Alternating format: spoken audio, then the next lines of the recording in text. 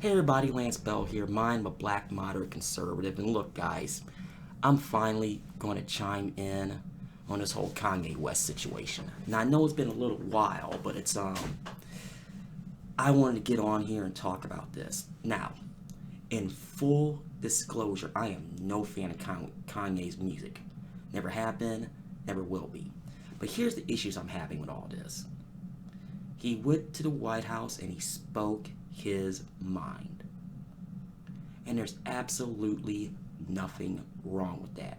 And he talked about the exact issues that's going on in the black community. And people are losing their minds. My question is, why? That's an excellent question. Why? And it's one of those ones to where you gotta think to yourself, why are people going nuts? And I'm going to start with this. He said what he had to say in front of everybody, and he was honest. Kanye at least has some ideas, with a resemblance of a plan. Let me ask you a question. Team Blue is going to be watching this video. What have you done for the black community outside of giving us the victim mentality? That's what I want to know. And that question has to be asked. It really, really, really does. Now, the fallout on this is what really makes me mad. And I'm being nice today. No, today's my work day. I'm actually almost kind of quasi-dressed, as you can see. But I'm gonna be nice today. I'm not gonna swear, anything like that. It's just one of those ones to where I'm seeing the online. I really am. That's what's really making me mad about this. It really is. The first thing I'm gonna start with, that whole segment, Don Lemon segment on CNN. Now, a few YouTubers have said this. Leo Dunstan is the one I just watched, the most recent. He brought up a good point. Don Lemon, you have a huge platform. Do the exact same thing that Kanye West is doing. Talk about it. He got in line with the president. I have a better idea. Let me give you a better idea. Let me give you a little history lesson. Back in the 60s, late 60s,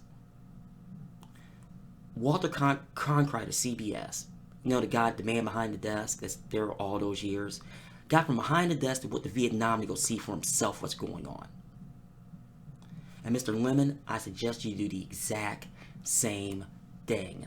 But don't make it any props, just show up and start talking to people. Do the exact same thing. And I'm watching people on there calling him all types of stuff, and I'm not going to say what they said because I'm not going to risk a strike on a small channel like this so far. And I'm thinking to myself, who are you to make that decision?